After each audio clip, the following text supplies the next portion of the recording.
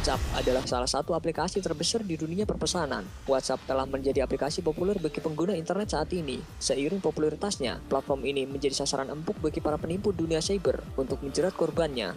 Berikut adalah 5 penipuan dari WhatsApp yang marak beredar.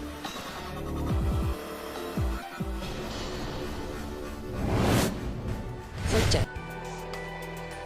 Tak semua informasi yang beredar di internet harus ditelan bulat-bulat, apalagi itu yang berasal dari screenshot aplikasi pesan instan seperti WhatsApp, karena bisa saja itu adalah gambar dengan menggunakan aplikasi pembuat obrolan palsu bertemakan WhatsApp. Dari penelusuran, ada sejumlah aplikasi seperti ini tersedia di versi desktop atau bahkan melalui penyedia aplikasi seperti Android dan iOS, bahkan sebagian besar diberikan secara gratis. Fitur ini boleh dibilang sangat detail untuk memberikan kesan seolah-olah terjadi percakapan yang diatur sedemikian rupa. Cara mengeditnya pun sangat gampang, tanpa harus mengerti software olah foto.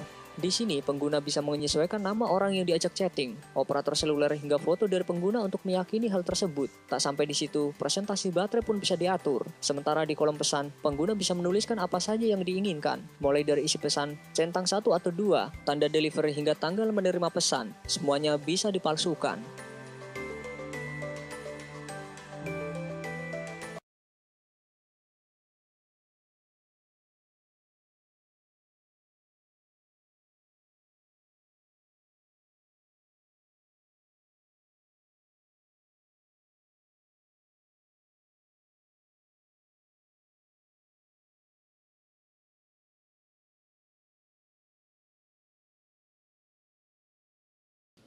Assalamualaikum warahmatullahi wabarakatuh. Waalaikumsalam warahmatullahi wabarakatuh. My name is Muhammad Ismail bin Alias, and I want to ask you a question about hudud.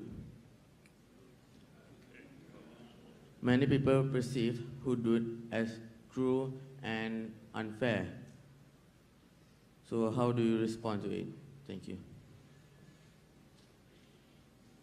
The last question posed by the brother is that many people or some people think that hudud is unfair. So how do you prove hudud is correct? Hudud actually means had. It means a limit, but in this context it means the Islamic punishment. And depending upon for different crime, there's a different punishment. I'll give one example. That most of the religions as a whole, they speak good things.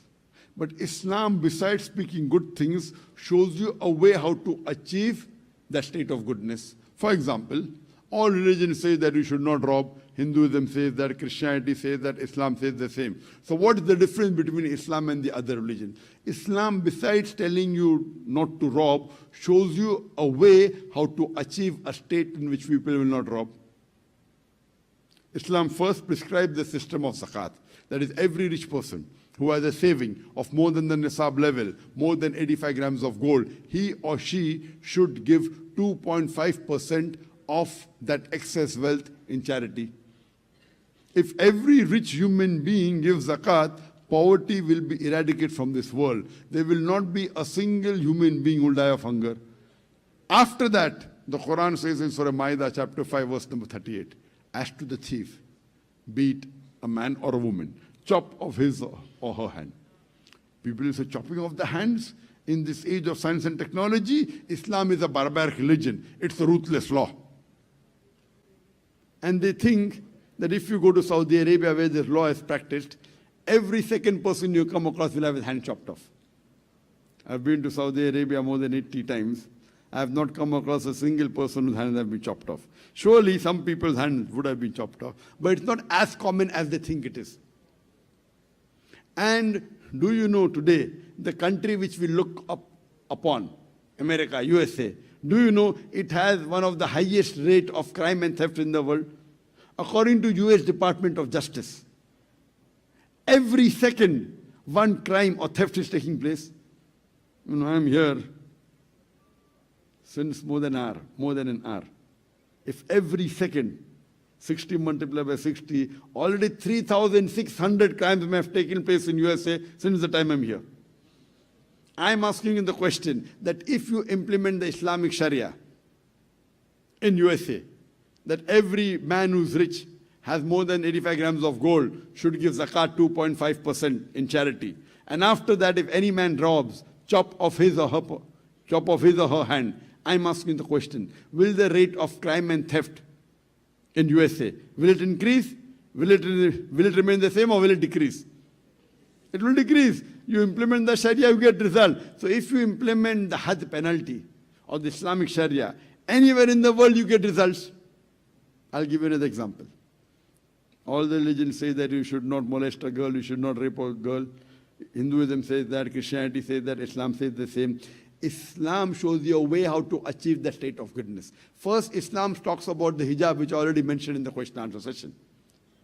That the man, when he looks at any woman, any brazen thought comes, he should lower his gaze. The woman should be completely covered. The only part that can be seen are the face and hands up to the wrist.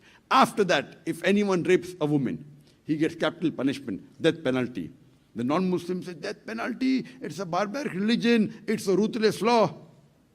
But when I ask them the question that, God forbid, if somebody rapes your mother or somebody rapes your daughter, what will you do? And if the rapist is brought in front of you, and if you are made the judge, what punishment will you give?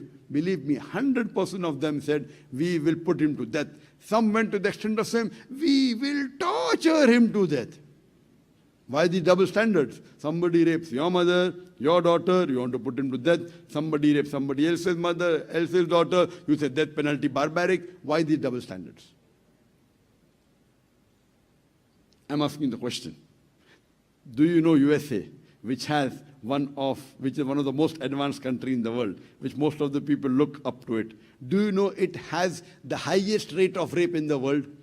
According to US Department of Justice, the statistics of 2013, every year 2,713 cases of rape are taking place. Every 32 seconds, one rape is taking place. Here for more than an hour, more than 50 rapes may have taken place in America since the time I'm giving this talk. I'm asking you the question, if you implement the Islamic Sharia and the Had rule in USA, that whenever a man looks at a woman, if any brazen thought, unashamed thought comes, he should lower his gaze. After that, the woman should wear the Islamic hijab. After that, any man rapes a woman, capital punishment, death penalty. I'm asking you the question, will the rate of rape in America, USA, will it increase? Will it remain the same, or will it decrease? It will decrease. You implement the Sharia and you get results. That is the reason implementing the Sharia is the most practical law. You implement it any place of the world, you get results. Hope that answers the question. Wa akhiru da'wana alhamdulillahi rabbil alamin.